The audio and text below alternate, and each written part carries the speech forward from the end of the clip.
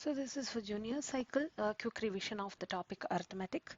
So here the basic thing what you have to learn is like the conversion of units, the main units of length and their abbreviations.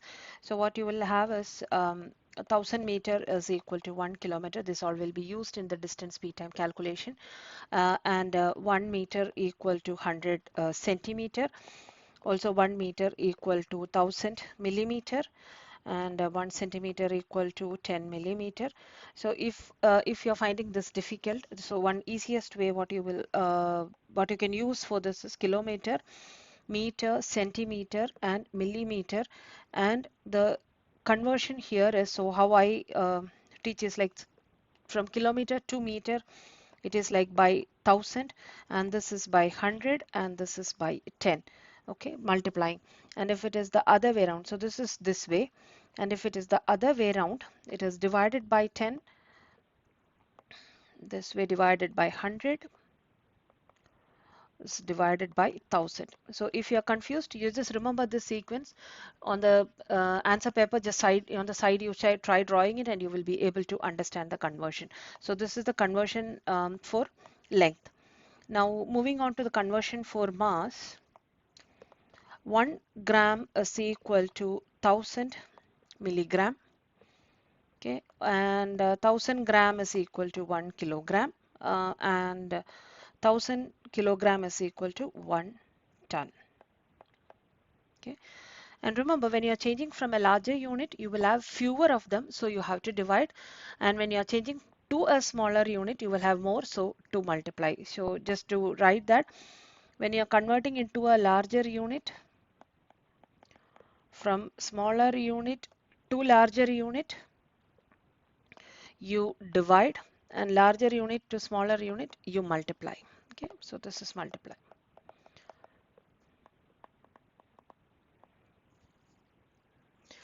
Now speed, distance, time, you know that you have a triangle, so D, S, T.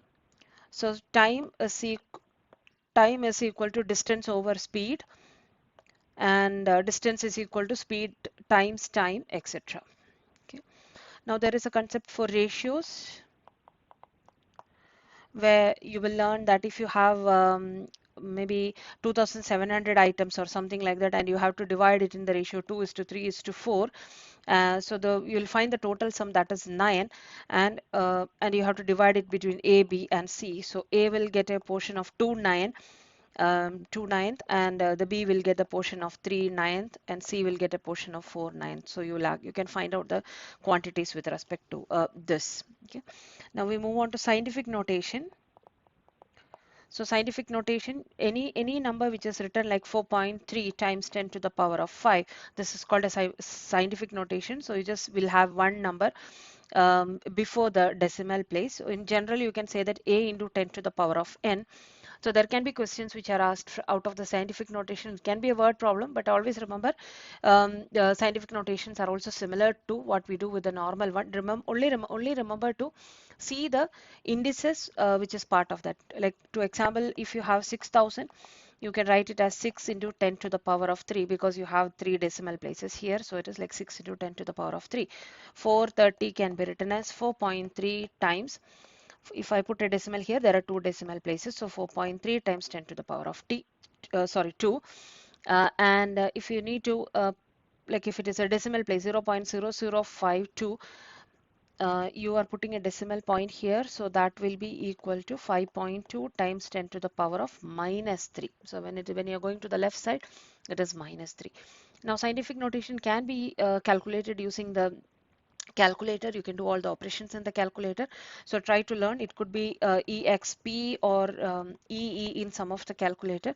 So if you need to write 3.8 into 10 to the power of 3, you can just write 3.8 exp 3, and then you will get the value.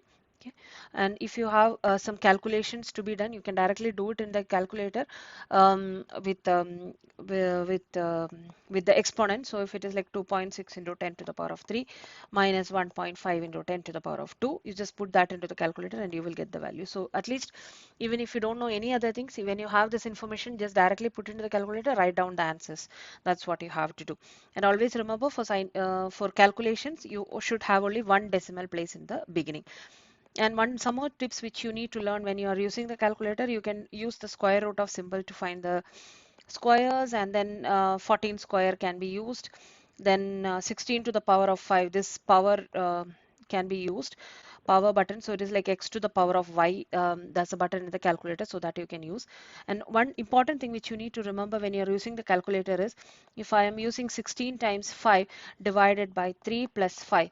Okay, so if you are using this, always remember to put brackets around, otherwise the order of operations will not be taken into consideration and you will get a wrong result. So as and when possible, try to put a bracket for the calculations which you seem appropriate to be done, because you know the BIMDAS rule.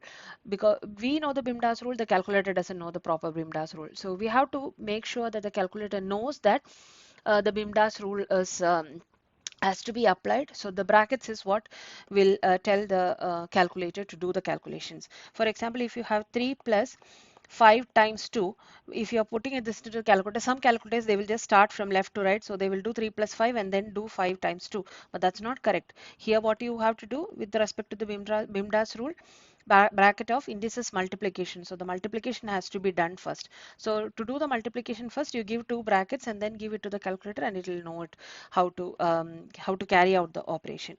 Similarly, if you are doing something like square root of 3 plus 5, here also it will be helpful if you use the square root, and you will get the proper results during the calculation.